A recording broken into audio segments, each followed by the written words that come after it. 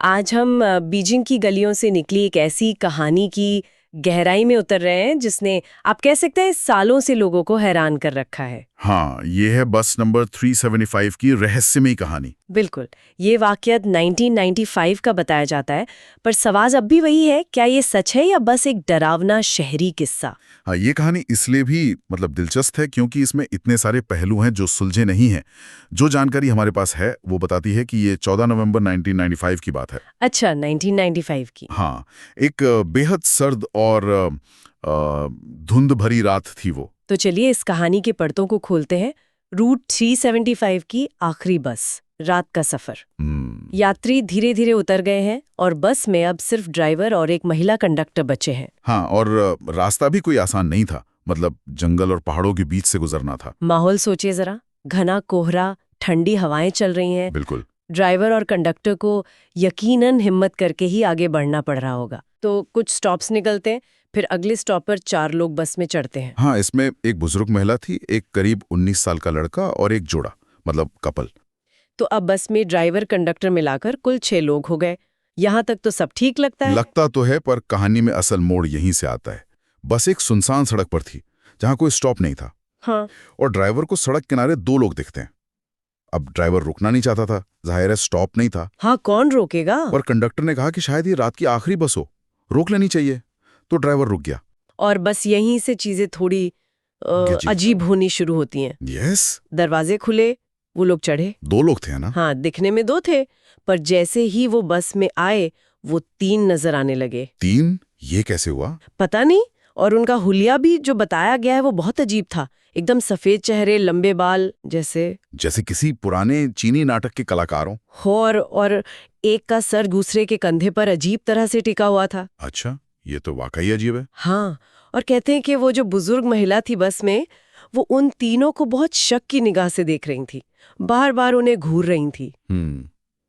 उनकी प्रतिक्रिया स्वाभाविक लगती है। इसी बीच अगला स्टॉप आता है और वो जो कपल था वो उतर जाता है। ठीक है। अब इसके फौरन बाद जो हुआ वो बड़ा ही नाटकीय था। वो बुजुर्ग महिला अचानक उस जवान लड़के पर चीखने लगी। उस लड़के पर क्यों? इल्जाम लगाया कि उसने उनका पर्स चुरा लिया है और जबरदस्त हंगामा खड़ा कर दिया।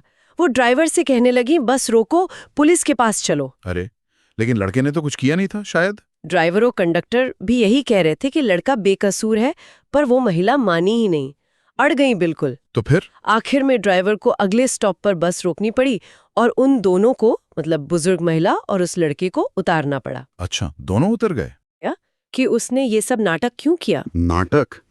पर्स चोरी नहीं हुआ था? नहीं, महिला ने कहा कि मैंने ये तुम्हारी जान बचाने के लिए किया। उसने बताया कि जब उन 3 अजीब लोगों के कपड़े हवा से उड़े थे ना, हाँ। तो उसने ध्यान दिया कि उनके पैर जमीन पर थे ही नहीं। क्या कह रही हैं आप? पैर नहीं थे? हाँ, वो हवा में थे। महिला का कहना था कि वो इंसान नहीं थे, वो भूत थे। ओह माय गॉड, ये तो रोंगटे खड़े करने वाली बात है। दोनों बुरी तरह डर गए, फौरन पुलिस स्टेशन भागे। और पुलिस? उन्होंने यकीन किया? शुरुआत में तो नहीं, जैसा अक्सर होता है।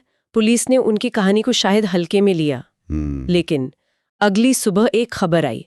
खबर ये थी कि बस नंबर 375 जो रात को चली थी, वो अपनी आखिरी मंजिल तक पहुंची ही नहीं। गायब हो गई? हाँ, बस गायब हो गई थी। अब पुलिस को सीरियस होना पड़ा होगा। बिल्कुल। अब पुलिस के कान खड़े हुए, उस बुजुर्ग महिला और लड़के को फिर बुलाया गया। उनसे दोबारा पूछताछ हुई। और सीसीटीवी कुछ मिला उसमें? यही तो सबसे हैरान करने वाली बात है। पुलिस ने रूट के सारे सीसीटीवी फुटेज खंगाले, पर उस रात किसी भी कैमरे में बस नंबर 37 थी ही नहीं। कहीं भी नहीं? जैसे बस कभी उस रूट पे चली ही ना हो? हाँ, बिल्कुल वैसा ही, जैसे बस हवा में गायब हो गई हो। ये तो बहुत ही अजीब है। फिर बस मिली कहाँ? 2 दिन बाद 16 नवंबर को पुलिस को जानकारी मिली कि बस रूट से लगभग 100 किलोमीटर दूर एक जलाशय में गिरी हुई है। 100 किलोमीटर दूर? वो कैसे? बस को बाहर निकाला गया। अंदर का मंजर बहुत भयानक बताया जाता है। 5 लाशें मिलीं। 5?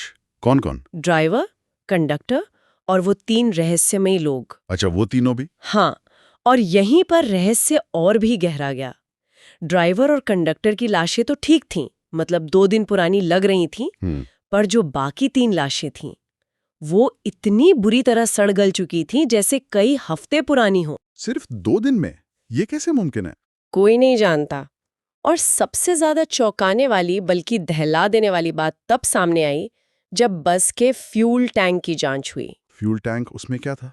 उसमें पेट्रोल या डीजल नहीं था, तो उसमें खून भरा हुआ था। क्या फ्यूल टैंक में खून? हाँ, और रिकॉर्ड्स के मुताबिक बस में इतना ईंधन था ही नहीं कि वो स्टार्ट होकर 100 किलोमीटर दूर तक जा पाती। तो मतलब गायब सीसीटीवी फुटेज, अजीब तरह से सड़ी हुई लाशें, फ्यूल टैंक में खून और बस का इतनी दूर मिलना, ये सब कैसे जुड़ता है? यही तो पहेली है।